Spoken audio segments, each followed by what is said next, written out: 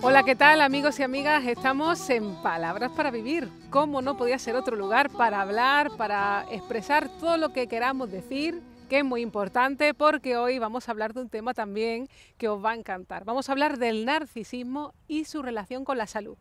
Ya sabemos, en Salud para Todos contamos con la presencia de Clément Lunis, que en esas conversaciones vamos a exponer pues, qué significa el narcisismo para las personas. ¿Somos todos narcisistas? Tendríamos que preguntar, ¿es necesario? Y también en la sección que vamos a hablar de amor y familia, un tema muy importante y muy necesario, porque vamos a hablar de la generosidad en el amor. El amor, el amor. ¿Dónde estará el amor? ¿El amor es necesario, esa generosidad? Vamos a verlo.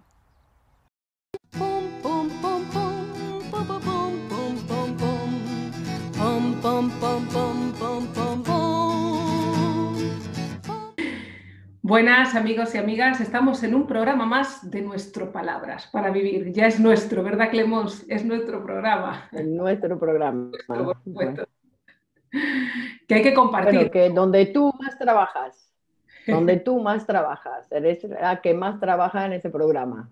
Bueno, no sé si más, ¿no? Pero ponemos todos un granito de arena, que eso es lo importante, que sin otros sería imposible. Y yo soy la suma de todo lo que llevo aprendiendo, todo lo que aprendo cada día, de la suma de otras relaciones. Sin otros es imposible, porque uno mismo no hace nada por sí mismo. Cero.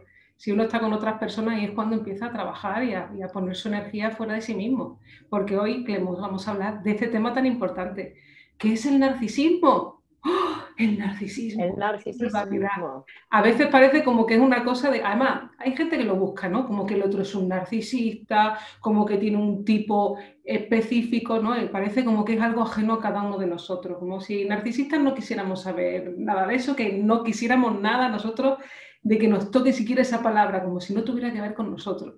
Y vamos a ver que tiene que ver con cada uno de nosotros, ¿verdad, Clemons? Es decir, que es algo peyorativo en principio. Está Ajá. asociado a una etiqueta, ¿no? Sí. Como algo que es un poco malo. Pero a Sin la vez embargo, también... Freud va a decir, ¿no? Porque, claro, Sí. ya sabemos, ¿no? Que nada es tan malo ni tan bueno ni nada de eso. Es decir, que siempre hay según desde donde lo leo. Porque el narcisismo viene del niño. El niño es el narcisista, ¿no? El que quiere o que piensa que todo rodea su vida. Entonces, y que todos los movimientos tienen que ver con él y que todo tiene que seguir así, ¿no? Por eso esa herida tan grande cuando viene un hermanito, una hermanita en la casa o alguna modificación en la organización familiar donde ya se le deja de prestar la atención que estaba acostumbrado a recibir. Quizás por eso tiene una connotación un poco peyorativa, ¿no? Porque es algo infantil. A la vez... Una exageración en el narcisismo es algo infantil.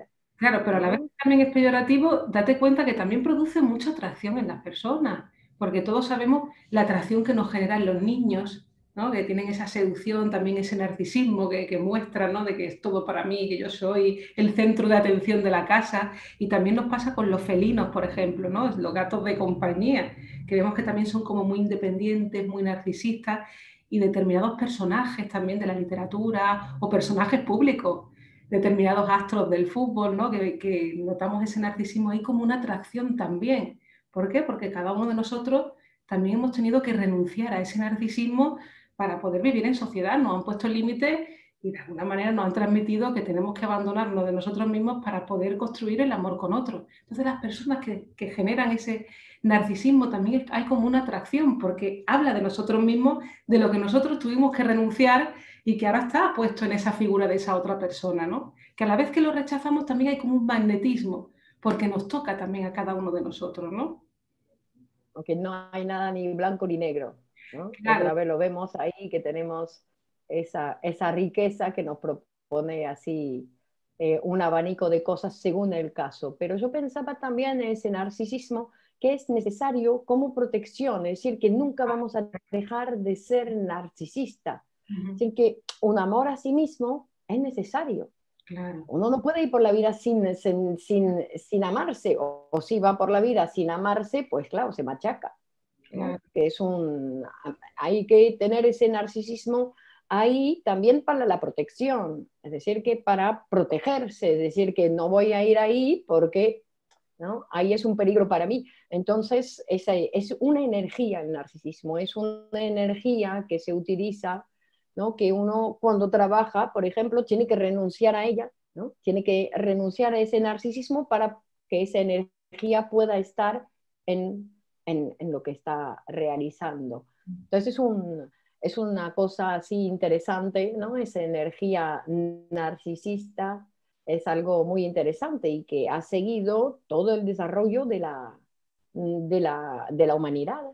Porque claro, el primitivo era como el niño, era muy narcisista, muy narcisista, ¿no?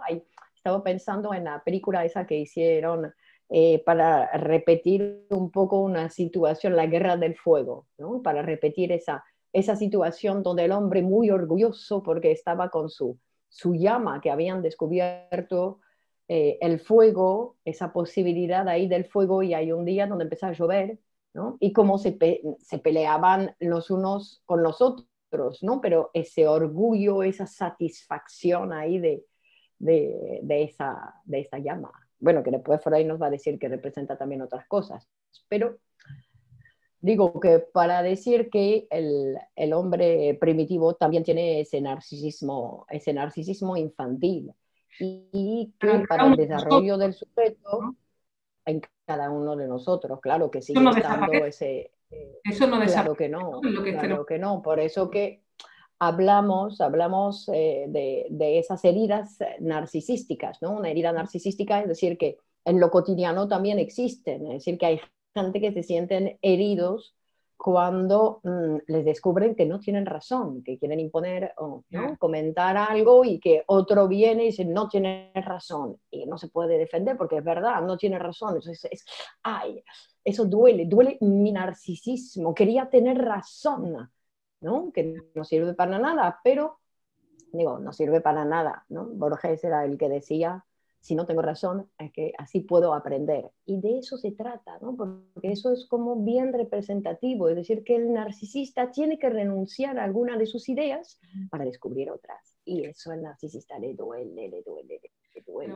pero esa es la cuestión, que todos somos narcisistas, ¿no? Que no es una cosa de coger el espejo y mirarte constantemente, sino en nuestro narcisismo tenemos que renunciar a él y en todos nosotros nos pasa. Y claro, y en lo que comentan, ¿no? Cuando viene un pensamiento nuevo, alguna palabra nueva, algo, alguna relación diferente, ¿no? A la que siempre son diferentes, pero a veces como que uno va con ese ideal o queriendo relacionarse consigo mismo en el otro porque va imponiendo sus ideas. Ahí podemos leer ese narcisismo. Y claro, cuando uno no puede transformarse, hablamos de que aún está uno en ese lugar, en el no querer renunciar a sí mismo para poder enriquecerse con otras personas, para cambiar definitivamente, ¿no?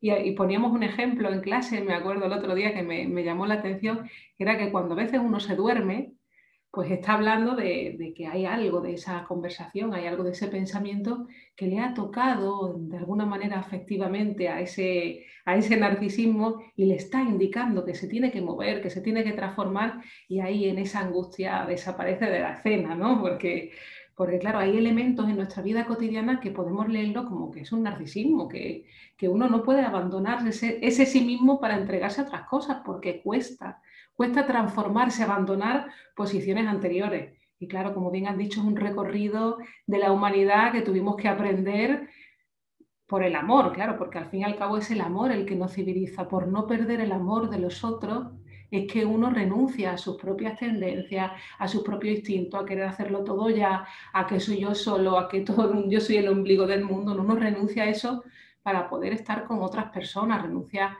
a la envidia por estar junto a otros, ¿no? Para poder pues, hacer cosas mayores y luchar por esos derechos, por esa igualdad que al fin y al cabo pues, nos dan un lugar en el mundo que es tan importante, ¿no? Claro, claro. Esa, un lugar en el mundo. Claro, y en ese sentido también, no sé, el narcisismo también nos muestra bueno, que tenemos que renunciar a esos lugares infantiles que al fin y al cabo cuando estamos con otras personas pues no nos ayudan en nada. porque es como que constantemente te empobreces, ¿no? Porque solamente una cosa que viene solamente a ti, incluso hablamos en psicoanálisis que esa energía psíquica, si está solamente puesta en ti, te conlleva a enfermar, que la energía, si no la ponemos en movimiento, en circulación, si se estanca, se pudre. Y claro, es que incluso aumenta la autoestima. Cuando uno puede poner esa energía fuera de sí. El amor tiene que ver también con la producción fuera de ti. Ahí es donde se genera ese amor, porque el amor propio, como bien has dicho, es necesario, pero porque te salva de los peligros, es como una cosa de autoconservación, pero en exceso ya te lleva incluso a ese pueblo de la muerte, ¿no? Porque es como poner toda la energía dentro de ti y no poder hacer nada con los demás e incluso volver esa mirada hacia ti mismo constantemente, que también te produce esa enfermedad psíquica, ¿no? Sí, Freud nos va a hablar en un texto, justamente cuando hace referencia hacia el narcisismo, nos va a hablar de esas heridas narcisísticas de la humanidad, es decir, no de cada sujeto, ¿no? Que cada uno tiene sus heridas, sino que las heridas de la humanidad. Y dice, claro, que esas heridas vienen de esa producción científica, es decir, de lo que aporta la ciencia, porque una ciencia, si lo es, viene a desvelar una ceguera del hombre, pero no una ceguera de que eso no lo sabía y ahora lo sé.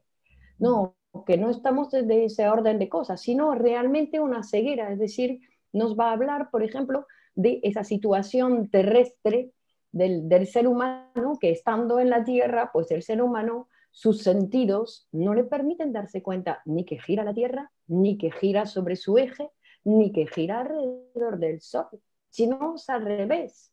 Es decir, que desde sus sentidos el ser humano cree que es el Sol el que gira alrededor de la Tierra. Y así durante un montón de siglos el ser humano vivió es desde ese engaño. Es decir, que la ciencia lo que nos viene a aportar desde los cálculos y el último que aportó realmente la información con cálculos, ¿no? Entonces eran suposiciones, pero ahí Copérnico, o sea, el que nos vino en el siglo XVII, nos vino, o XVI, que nos vino a presentar con una teoría, es decir, con una manera de leer la realidad que, es decir, que es interesante porque la ciencia cubre de alguna manera lo que nosotros no podemos hacer. Del mismo modo que el microscopio me permite ver algo muy pequeño que mi ojo no ve, pues la teoría me permite darme cuenta en qué universo vive el planeta donde estoy instalada. Y nos ¿No? descentra, Que es ¿no? interesante ver como instrumento, la Claro. ciencia como instrumento. Y que nos descentra, ¿no? Porque claro, todo eso pone en cuestionamiento que el ser humano siempre nos hemos creído el centro de todo, nos hemos creído el centro del universo, que todo gira alrededor de nosotros, también el centro de la cadena biológica, que somos una especie superior, cuando Darwin nos dijo que éramos más uno de la cadena, pero claro, el psicoanálisis nos ha dicho que en nuestro psiquismo creemos que también somos el centro, nuestro yo es el centro de la vida psíquica. Y nos va a decir que no, Por que eso hay una algo de herida, nosotros ¿no? que no podemos manejar, que estamos sobredeterminados por el inconsciente y que hablamos de esa evolución también de ese narcisismo que en cada uno de nosotros está permanentemente. Salud, y que no podemos, que para renunciar a ello, pues hay que hacer un trabajo y que claro, que realmente el psicoanálisis viene a leernos, que hay también formas de relacionarnos, formas de hacer que hablan de ese narcisismo, de esa inmadurez emocional, porque claro, al fin y al cabo es ese recorrido que tenemos que hacer en la humanidad para llegar al amor social, para poder estar entre otros, Es para abandonarme interesante de eso, mí es decir, mismo por ¿no? otras cosas. Lo, lo que dices así de la inmadurez emocional, ¿no? Es decir, que es interesante como porque hay gente que se da cuenta que tiene 40 años y que todavía tienen una actitud muy inmadura, ¿no? Y tiene que ver con eso, ¿no? Con ese narcisismo, entre otras cosas, tiene que ver con ese narcisismo que todavía tiene toda esa energía demasiado pegada al yo, cuando tendría que estar mucho más en lo social, ¿no? Claro. Para poder, como una implicación, ¿no? Una implicación mayor en lo social que todavía no puede, más allá de sus actividades, claro, porque a veces uno hace muchas cosas y igual es muy narcisista, es decir, que toda su energía sigue manteniéndose en el yo, ¿no? Que no nos tenemos que creer con los movimientos exteriores, sino que tiene que ver con cuando hablamos de sujeto, un sujeto psíquico es un sujeto social, pero claro, hay que ser primero sujeto psíquico, que es imprescindible para poder ser sujeto social, porque si no hago muchas cosas, pero si no soy sujeto psíquico, ¿en qué medida soy social? Claro, ¿no? Que eso también podría ser una pregunta, ¿no? ¿Qué es un sujeto social? Digo, porque tú podríamos decir, Laura López, psicoanalista, es un sujeto social porque hace televisión, porque organiza un programa, porque su deseo ha producido ese espacio ahí, entonces es un sujeto social, o porque está en análisis desde hace un montón de años. Por las dos cosas, Clemence, por las dos cosas. No, claro, ¿no? Porque ella ha construido un psiquismo, entonces ya se ha vuelto social, ya tiene un deseo en lo social, no es que hace muchas cosas para distraerse, ¿no? Sino que es una función, ya que es una función. Siempre está el otro incluido en nosotros cuando uno es social. Lo que pasa es que una cosa es como cooperante, como objeto, como rival o como una cosa también de destrucción, ¿no? El narcisismo es como quítate tú para ponerme yo, ¿no? Entonces, es incluir a otras personas en el mundo, ¿no? En las relaciones, en lo social, en el trabajo, ¿no? Porque sin otros es imposible vivir, es imposible vivir. El narcisismo te lleva también a un deterioro, a la muerte, a eliminar a los otros que hay alrededor tuyo, ¿no? Es que claro, que los otros son difíciles para uno. Claro. Tienen otra manera, hacen de una manera diferente, se equivocan, hacen errores. Te había dicho de no hacer eso, lo has hecho, te has equivocado. ¿No? Es decir, que claro, que hay un montón de cosas en el otro que tenemos que poder aprender a vivir con ese otro. Pero bueno, con gente psíquica, voy a decir, con gente, es decir, con gente en análisis, la verdad es que las cosas se hacen más fácil. Es decir, que se hacen más fácil, primero porque, y ante todo, porque existe la posibilidad de la conversación. Claro. Eso es o lo que es la base, que no es fácil escuchar al otro, aunque lo amemos, que no es fácil. ¿Por qué? Porque hay como un narcisismo, narcisismo, ¿no? Que uno impone. Y está el narcisismo de las pequeñas diferencias, ¿no? Que nos hablaba Freud, que lo vemos en los partidos de fútbol, ¿no? El de un equipo y de otro, en esas pequeñas diferencias hay siempre una hostilidad frente a lo diferente porque me viene a mí a cuestionar que no soy un ser completo y siempre va a haber un pozo, y con el vecino. Siempre va a haber un pozo de hostilidad, lo que pasa que es cómo manejarnos con eso.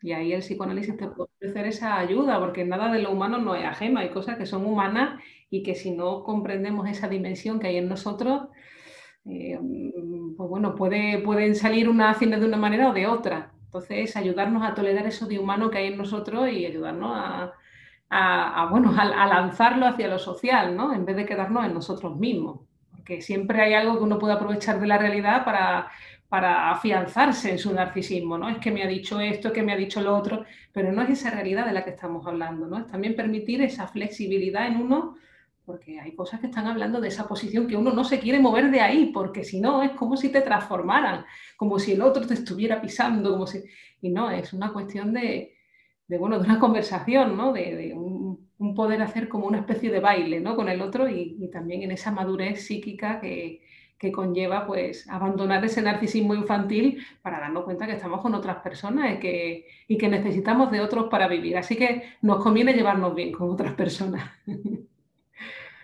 Bueno, así que seguimos mirando ese programa para seguir aprendiendo. Muy bien. Muy bien, Laura. Enhorabuena. Muchas gracias a ti. Hasta la próxima.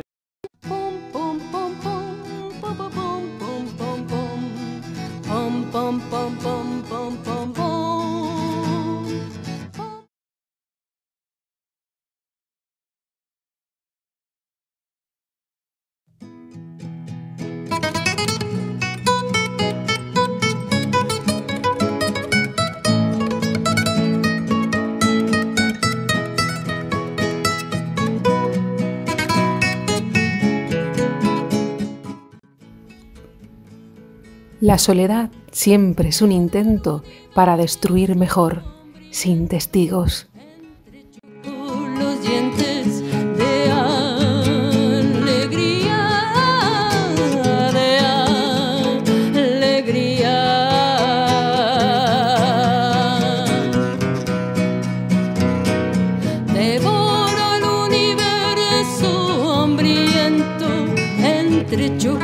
los dientes de alegría.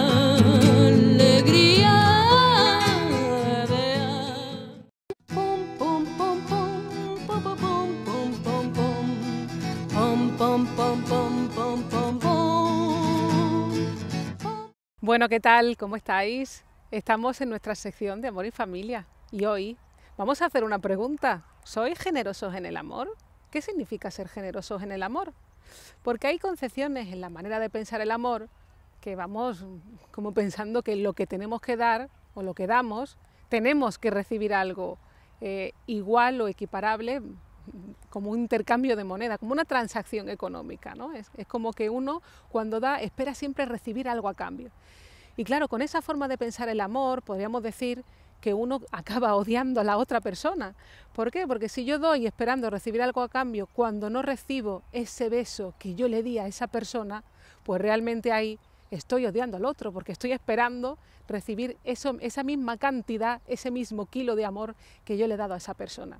Entonces, un consejo podría ser revisarnos en esa manera de pensar el amor, porque si yo doy y espero recibir algo a cambio, al final termino odiando a esa persona. Porque a veces hay quien no quiere dar para no tener que agradecer al otro. Entonces es importante también cultivar esa generosidad, porque si no han sido generosos con nosotros, no podemos también dar a esa otra persona, y la generosidad tiene que ver también con poder hacer al otro feliz, con que el otro sea feliz independientemente de que esté conmigo o de que esté con otra persona. El amor tiene que ver con poder desarrollar, con el crecimiento, con que independientemente de esos lazos que podamos establecer, de esos pactos con la persona, pues esa persona pues sea una persona libre. Y esa es la generosidad, verlo crecer a mi lado independientemente de que esté conmigo o de que no esté. Y hay una concepción del amor que habla un poco también de esa cuestión con el narcisismo, que es un amor un poco egoísta, porque es como pensar que primero me tengo yo que amar para amar a los demás, cuando en realidad es al contrario, amamos a los demás porque realmente empezamos a amar a otros.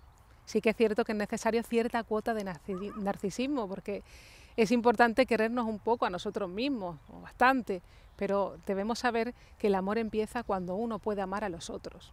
Ahí es donde también se forja nuestro narcisismo, es en relación siempre a otras personas. Hay una concepción del amor que podemos decir que es más civilizada, más social, más del orden de ese amor del ser humano y que tiene que ver con amar más allá de lo necesario, de esos procesos de identificación, de cómo me amaron en la familia y que habla de ese amor más social, que es un amor en el que doy al otro sin esperar nada a cambio, en el que no hay un intercambio y una igualdad en ese sentido, ¿no? Sino que es más el verbo de amar, el verbo dar sin esperar. Además que muchas veces cuando uno da el acto de recibir también está hablando de una generosidad, porque yo doy ese beso a la otra persona porque la otra persona recibe. Y vemos que a veces también una generosidad es dejarse amar. Dejarse amar es muy importante. Generosidad también tiene que ver con cuidarme yo. Si no cuido de mí, de mis deseos, estoy ofreciendo al otro una cara, pues digamos, no muy amable de mi persona, ¿no? Incluso puede estar relacionado con procesos de venganza hacia la otra persona. Si yo no me cuido, si muestro una imagen que no se corresponde con esa primera imagen en la que nos conocimos, si no cuido mi inteligencia, ¿no? Si no cuido mi desarrollo, podemos estar hablando de un proceso de venganza. ¿Por qué? Porque en muchas ocasiones uno tiene ideales del amor y cuando ese ideal cae de alguna manera, pues a veces en esos procesos inconscientes, que lo sabemos a través de esa interpretación psicoanalítica, que son digamos que cuestiones que se encuentran reprimidas en la persona pero que hacen efecto en la realidad, pues puedo estar dedicándole, pues por ejemplo, un proceso incluso depresivo a esa persona porque ese ideal no se ha correspondido y ahí en ese no cuidarme pues le estoy ofreciendo a una persona que acompaña al otro en calidad de venganza, porque no estoy ofreciéndole ese lugar amable, ese lugar en el que el otro puede crecer conmigo, en el que me mira y sonreímos y podemos realizar pactos en la vida en la que podemos amarnos, ¿no? Porque amar también tiene que ver con esa generosidad, con dar lo que uno no tiene a quien no es. Y a veces uno cae en esos ideales y ahí se muestra también esa cuestión con la generosidad, que tiene que ver con el verbo amar, con poder amar más allá de esos ideales. Y claro, un acto de generosidad es aceptar al otro aceptar al otro tal y como es, porque en muchas ocasiones, si a lo mejor nos promete 10 cosas y se realizan 3, en lugar de fijarnos y agradecer las cosas que se hacen, hay personas que se fijan solamente en lo que falta, en las cosas negativas, y siempre van señalando aquello que no se ha hecho cuando realmente hay muchas otras cosas que se han hecho, y un acto de generosidad también es reconocer esas cosas que se hacen, decirle cosas bonitas a la otra persona, porque si no, ¿quién tiene ganas de estar con alguien que está continuamente reprochando, exigiendo y demandando? Ahí vemos que está más en una posición infantil que en una posición de amar al otro. El otro no es perfecto, que tenemos que ver que hay cosas que también hacen, aunque no correspondan a los ideales que uno tiene de las cosas como tienen que ser. Es imposible que eso pueda suceder, ¿no? Entonces, aceptar al otro también es un acto de generosidad. Y es importante también en la generosidad saber que también la relación que tenemos con el otro también habla de la relación que tenemos de nosotros mismos, porque hay una frase que nos dice ama al prójimo como a ti mismo, pero en realidad hay veces que las personas se aman muy mal, porque hay tendencias bueno, tendencias del orden del masoquismo, de otras muchas cuestiones que hacen que la persona pues sea una intransigente consigo misma. Entonces, ¿cómo, si no soy generoso conmigo mismo en ese proceso, ¿no? ¿Cómo voy a ser generoso con los demás? Al final, quererse como uno, querer a los demás como se quiere uno mismo, al final se convierte en un campo de batalla, porque en realidad con las parejas proyectamos digamos que muchas cuestiones personales, muchas cuestiones internas de esa división de las personas, que hay una parte, sabemos que es consciente y otra inconsciente, y que a veces la moral, los deseos, hay un policía interior que hace que se castigue mucho a las personas, y que claro, eso digamos que con otra persona en relación va a hacer que esa generosidad no esté presente, porque si no somos capaces de ser generosos con nosotros en esa cuestión de estar siempre buscando esa falta y esa exigencia en nosotros mismos, ¿cómo pretendemos aceptar a los demás en esa cuestión, ¿no? Que sean tal y como son, más allá de esa exigencia y ese querer que sea como yo pienso? Entonces es muy importante. Y con esto pues terminamos la sección de hoy. Seamos generosos, compartamos, que compartir tiene que ver también con esa generosidad. Compartamos la pareja, compartamos el amor, compartamos aquellos que también nos han enseñado, porque si nos han enseñado a ser generosos también es como una cadena. Tenemos que ser generosos también con los demás en ese sentido. Así que el amor es generosidad, por supuesto que sí. Muy bien. Pum pum pum pum pum pum pum pum pum pum pum pum pum pum pum.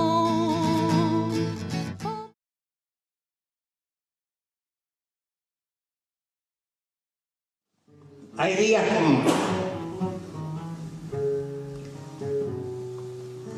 días como hoy que no pasan nunca. Son días con una espesa niebla en la garganta al borde del abismo. Esos días de Freud frente a la angustia de no poder saber exactamente hasta más adelante. Esos días inolvidables de César Vallejo enfrentando a la muerte con el crujir del pan. Esos días de la triste cerveza donde algún poeta pobre, mediocre o muy sentimental se dio cuenta que el siglo que viene nadie lo leería. Esos días donde se rompe el alma para que las palabras alcancen el poema, y también esos días donde el poema nos abandona definitivamente para inventar el alma. Hay días como hoy que no pasan nunca, son días como en la guerra, cuando la mujer del enemigo me enamora.